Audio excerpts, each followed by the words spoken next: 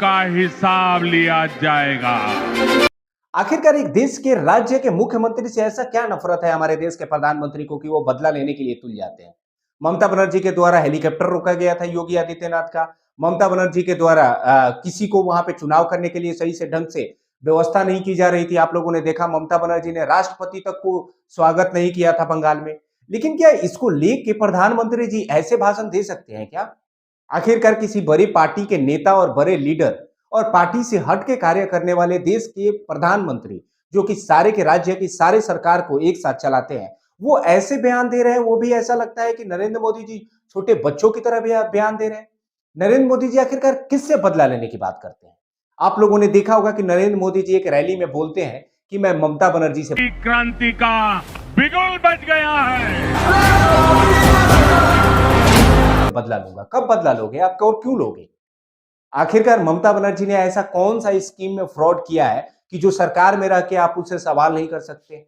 आखिरकार जब ममता बनर्जी की आपको पता है कि ये फ्रॉड की है, तो उससे जब वो सरकार में है तो उसी टाइम पूछिए ना। आप तो केंद्र में बैठे हैं, लेकिन ऐसी बातें बिल्कुल नहीं है। और ग्राउंड रियलिटी कुछ और है कि इस बार ममता बनर्जी को हराने के लिए पूरा बीजेपी कमर तोड़ मेहनत कर रही है। सारे स्टेट के बड़े बड़े नेता बीजेपी बंगाल में पहुंच चुके हैं और बंगाल में पहुंचने के बाद वहां के शीर्ष नेतृत्व के द्वारा अलग अलग से बयान जारी किए जाते हैं। वहां पे हिंदू मुस्लिम की राजनीति की जाती है और अलग अलग से बयान जारी करके हिंदू मुस्लिम को लड़ाया जाता है ताकि वोटों का ध्रुवीकरण किया जा सके। लेकिन वहां की जनता आखिरकार चालाक है और देखने की जरूरत है कि इस बार बीजेपी लीड कर रही है वहां से, कि इस बार ममता बनर्जी की सरकार बनेगी। मैं आप लोग से पूछना चाहता हूं कि क्या ममता बनर्जी वहां से लीड कर रही है क्या? आप लोग एक बार कमेंट करके जरूर बताना। लेकिन इसी बीच जब खबर ममता बनर्जी और बंगाल में मोदी के बीच जब टकराव होता है ना, तो शुभेंदु अधिकारी का एक बयान जारी किया जाता है। उस बयान में शुभेंदु अधिकारी बताते हैं कि आखिरकार जो ममता बनर्जी ने बयान जारी किया था वो सरासर निराधार है। आखिरकार जब वहां पे अमित शाह 15 दिनों से रुके हुए हैं, मंगल पांडे जो कि बंगाल के प्रभारी माने जाते हैं वो भी रुके हुए हैं, और सारे शीर्ष नेतृत्व अपने अपने राज्य छोड़ के दूसरे राज्यों को चुनाव जिताने के लिए लगा हुआ है। असम की आप लोगों ने देखा अलग खेला चल रहा है। लेकिन इसी बीच बंगाल के जब एक बड़े लीडर जाके ममता बनर्जी से बदला लेने की बात करते हैं, तो वहां पे लोग आग बबूला हो जाते हैं। लोग आखिरकार किस बदला लेने की बात नरेंद्र मोदी जी से पूछते हैं कि नरेंद्र मोदी जी क्या डरा के चुनाव जीतना चाहते हैं, जैसे हर राज्य में हो रहा है। हर राज्य में अपने अपोनेंट को वहां पे गिरफ्तारी कर लो, हर राज्य में अपोनेंट को कैसे भी किसी भी तरह पीआर एजेंसी के थ्रू बदनाम करके चुनाव पे कवर कर लो। आप लोगों ने देखा होगा बिहार में भी ऐसे ही हुआ, जैसे चारा चोरी के आरोप में लालू यादव को लंबे समय से गिरफ्तार करके रखा गया। वैसे ही तेजस्वी को पप्पू बनाने के लिए पीआर एजेंसियां लंबे समय से काम कर रही है। ऐसे ही और सबसे बड़ा उदाहरण आम आदमी पार्टी को देख लीजिए ना। जब चुनाव आया तो आम आदमी के पार्टी के सारे शीर्ष नेतृत्व को एक गलत केस में फंसा के और उसको सुप्रीम कोर्ट के तरफ से जेल में डलवा दिया गया। लेकिन जब जेल में डलवाने के बाद सुप्रीम कोर्ट से बरी होके अरविंद केजरीवाल जब बाहर आते हैं, और बाहर होने के बाद जब बीजेपी से सवाल की जाती है, तो बीजेपी के पास एक भी शब्द नहीं होते हैं कि अरविंद केजरीवाल का सामना करें। लेकिन मैं आप लोग से पूछना चाहता हूं, क्या बंगाल में भी शीर्ष नेतृत्व को गिरफ्तारी करके वहां पे चुनाव कवर किया जाएगा क्या?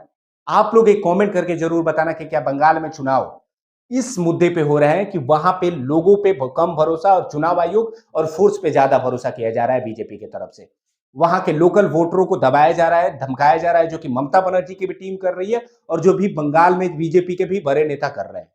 हालांकि अर्बन और रूरल क्षेत्र में बात किया जाए तो अर्बन क्षेत्र में ममता बनर्जी का अच्छी पैठ है और रूरल क्षेत्र में बीजेपी का अच्छी पैठ है।